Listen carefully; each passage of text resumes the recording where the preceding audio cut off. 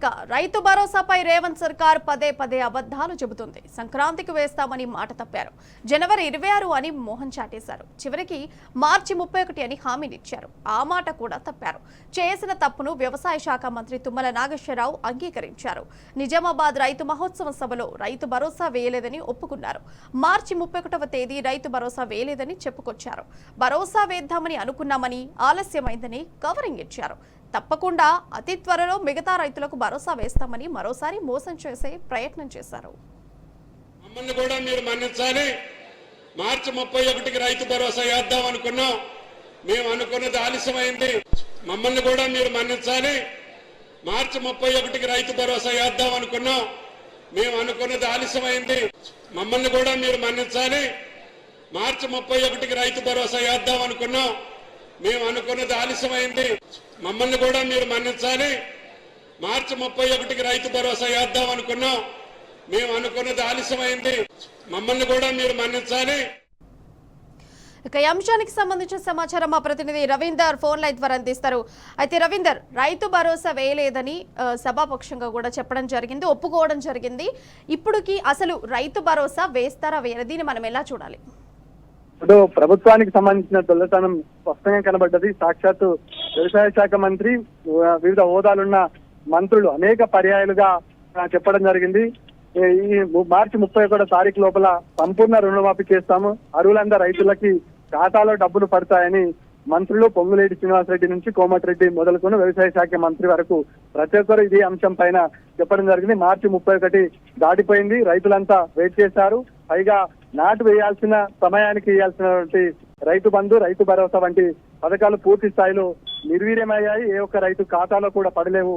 ఇవాళ ప్రభుత్వం తరపున ఇవాళ తుమ్మల వ్యవసాయ శాఖ మంత్రి రైతులకు క్షమార్పణ కోరడమే అందుకు నిదర్శనం. వేద్దామనుకున్నాం, వేయలేము, మళ్ళీ ఎప్పుడు వేస్తామని అనే విషయంలో కూడా క్లారిటీ ఇవ్వలేదు. అంటే త్వరలో వేస్తాం అంటే ఇప్పుడు వచ్చే వానాకాలంకి వేస్తారా లేకపోతే మిగిలిన బకాయిలు ఎప్పుడు చెల్లిస్తారా అంశం పైన క్లియర్ గా స్పష్టంగా లేదు. రైతు భరోసా, రైతు బంధు, సంపూర్ణ రుణమాఫీ పూర్తి స్థాయిలో ఎక్కడ కూడా పూర్తిగా అయిన దాఖలాలు ఎక్కడ కూడా లేదు. ఈ నేపథ్యంలో వ్యవసాయ శాఖ మంత్రి రైతాంగానికి అపాలాజీ అడిగినంత మాత్రాన రైతులు ఇవాళ స్థితికి అనేక పర్యాయాలుగా వేసారిపోయారు, బ్యాంకుల చుట్టూ తిరిగారు.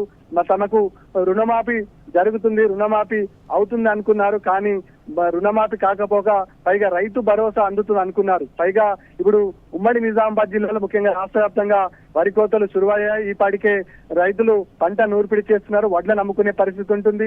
దానికి సంబంధించిన మద్దతు ధర అన్నారు, బోనస్ అన్నారు. బోనస్ పరిస్థితి ఏందన్న విషయం కూడా ఇవాళ సాక్షాత్తు ప్రధానంగా ఉన్నటువంటి కేబినెట్ లో కీలక భూమిక పోషిస్తున్నటువంటి ముగ్గురు మంత్రులు ఉన్నారు. ఆ పిసిసి ప్రెసిడెంట్ ఉన్నాడు.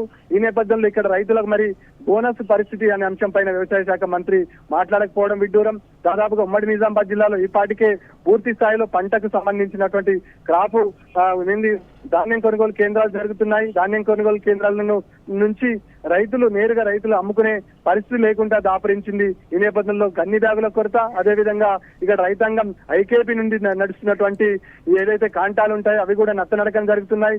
అమాలీల కొరత, సుతిరీల కొరత, గన్ని బ్యాగుల కొరత, ముఖ్యంగా లారీల కొరత ఉంది. ఈ ప్రధానమైన అంశాలను పక్కదోవ పట్టించే విధంగా, కేవలం ఏమార్చే విధంగా ఎన్నిసార్లు ఏమరుస్తారు ప్రభుత్వం తరఫున సాక్షాత్ వ్యవసాయ శాఖ మంత్రి తప్పించుకునే ప్రయత్నం చేస్తున్నారంటే రైతుల ముందు నిలబడి మళ్ళీ అబద్ధాలాడి దాన్ని ప్రలోభ పెట్టే పరిస్థితి తీసుకొస్తున్నారంటే పరిస్థితి ఏ స్థాయికి దిగజారుతుందో అర్థం చేసుకోవచ్చు. గత కొద్ది రోజుల నుంచి క్యాబినెట్ లో కీలకంగా ఉన్నటువంటి మంత్రులు మాట్లాడుతున్న మాటలే విడ్డూరంగా అనిపిస్తున్నాయి. ఈ నేపథ్యంలో ఈ సభలో ఏదైనా క్లారిటీ జరుగుతుంది. ఈ సభ నుంచి యావత్తు రైతాంగానికి ఏదైనా రైతు మహోత్సవ సభ అని పెట్టారు. ఇక నుంచి క్లారిటీగా రైతు రేపటి రైతాంగం ఒక ఆశతో ఎదురు చూసింది. ఆశ ఏమాత్రం నెరవేరని పరిస్థితి కనబడుతుంది. ఈ నేపథ్యంలో ఇక్కడ ఆయిల్ పామ్ కు సాగు అయ్యే పరిస్థితి ఉండదు. ఈ కేవలం ఖమ్మము ఆ పరిసర ప్రాంతాల్లో జరిగేటువంటి ఈ ఆయిల్ పామ్స్ సంబంధించినటువంటి క్రాపు ఒకవేళ ఇది సాగు చేస్తే రైతులకు కొనే పరిస్థితి ఉండదు. ఇప్పటికే దాన్ని ఎవరు కొంటారనే విషయం మీద స్పష్టత లేదు. పైగా ఇవన్నీ డైవర్షన్ చేసి రైతులకు సంబంధించిన ప్రధాన అంశాలను కీలకంగా తప్పించుకునే ప్రయత్నం చేశాడు. రైతుల క్షమాపణ చెప్పారు, కానీ ఎప్పుడు వేస్తామన్న విషయం, మిగతా బకాయిలు ఎప్పుడు ఫుల్ఫిల్ చేస్తామన్న విషయం దగ్గర ప్రభుత్వం దగ్గర ముఖ్యంగా వ్యవసాయ శాఖ మంత్రి దగ్గర స్పష్టత లేకపోవడంతో ఈ సభలో పాల్గొన్నటువంటి రైతులు తీవ్ర నిరాశ నిర్లిప్తతో వెనుతిరిగిన సందర్భం స్పష్టంగా కనబడుతుంది. ముఖ్యంగా 33% రుణాన్ని మాఫీ చేస్తామని చెప్పినటువంటి 33% మాత్రం మాఫీ చేస్తాం, ఇంకా మిగతా చేయాల్సిందని ఒప్పుకున్నారు. అంటే రవీందర్, మొత్తంగా ఇప్పుడు చూసుకుంటే రైతు భరోసా ఇగ వేస్తాం అగ వేస్తామని చెప్పి ఇన్ని రోజులు కూడా మోసం చేసిరు. అండ్ అది ఇవ్వాలి మనం చూసుకుంటే వ్యవసాయ శాఖ మంత్రి క్షమాపణ చెప్పడం మనం చూసినాము. క్షమాపణ సంగతి అటుంచితే అసలు మళ్ళీ ఎప్పుడు రైతు భరోసా చేస్తామనేటువంటి ఒక క్లారిటీ డేట్ ఇచ్చిండ్రా? ప్రభుత్వం నుంచి రావాల్సిన స్పష్టత అదే. ఇప్పటి వరకు కూడా ప్రభుత్వం నుంచి ఆ అంశం పైన క్లారిటీ లేదు. సాక్షాత్తు ఇక్కడ వ్యవసాయ శాఖ మంత్రి, ఇరిగేషన్ మంత్రి, ఈ జిల్లా మంత్రితో పాటు ప్రభుత్వ సలహాదారుడు షబ్బీర్ అలీ, పిసిసి అధ్యక్షుడు మహేష్ కుమార్ గారు, అంటే దాదాపుగా సగం క్యాబినెట్ ఇవాళ నిజామాబాద్కి వచ్చింది. దాదాపుగా ఉమ్మడి నిజామాబాద్ జిల్లాలో అత్యధిక వరి సాగు చేసే రైతులు ఉంటారు.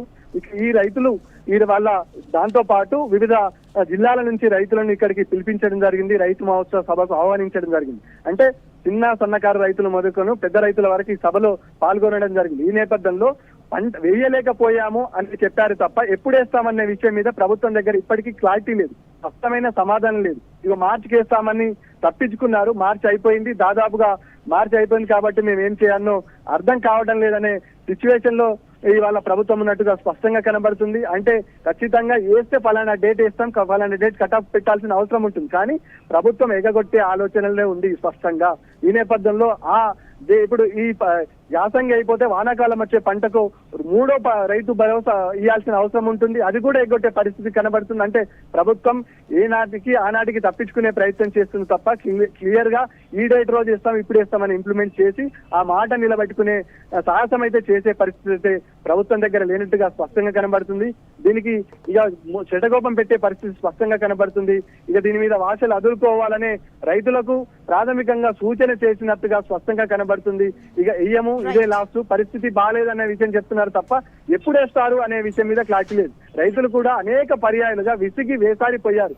ఈ అంశాన్ని ఇక వీళ్ళు వెయ్యరు అనే ఆలోచనలకు వచ్చారు. ఇక సమయం వచ్చినప్పుడు చూస్తామనే వీళ్ళంతా చూస్తున్నారు తప్ప వీళ్ళని మాటలు నమ్మి మరోసారి ఏమార్చి మళ్లీ మోసం పోయడానికి వల్ల ఉమ్మడి నిజామాబాద్ జిల్లా వ్యాప్తంగా, ముఖ్యంగా రాష్ట్ర వ్యాప్తంగా ఏ రైతు కూడా వీళ్ళ మీద ఆశ పెట్టుకోలేరు. రేపు రైతు భరోసా కానీ, రైతు బీమా కానీ, అదేవిధంగా పంటకు పెట్టుబడి సహాయంతో పాటు ఇటు పండించినటువంటి మద్దతు ధర, అదేవిధంగా బోనస్ విషయంలో ఇప్పటికీ స్పష్టత లేదు. ఏ ఒక్క వ్యవసాయ అధికారులు కానీ, ఏ ఒక్క వ్యవసాయ అధికారి, ఏ ఒక్క ఉన్నటువంటి ప్రభుత్వ ప్రజాప్రతినిధులు కానీ ఆ సాహసం వైపు ఆ రకంగా చూసే పరిస్థితి స్పష్టంగా లేదు. సమయం వచ్చినప్పుడు రైతులే చూస్తారని అనుకుంటున్నారు. ఈ అంశం పైన ముఖ్యంగా ఇవాళ సభ జరిగిన తీరు పట్ల రైతాంగం ఆశ్చర్యం వ్యక్తం చేసింది, తప్పించుకునే ప్రయత్నం చేసిందనే అంశం పైన క్లియర్ గా కనబడుతుంది.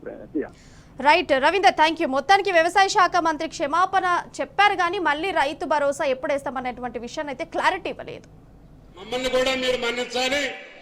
మార్చి 31కి రైతు భరోసా వేద్దాం అనుకున్నాం, మేము అనుకున్నది ఆలస్యమైంది. మమ్మల్ని కూడా మీరు మన్నించాలి. మార్చి 31కి రైతు భరోసా వేద్దాం అనుకున్నాం, మేము అనుకున్నది ఆలస్యమైంది.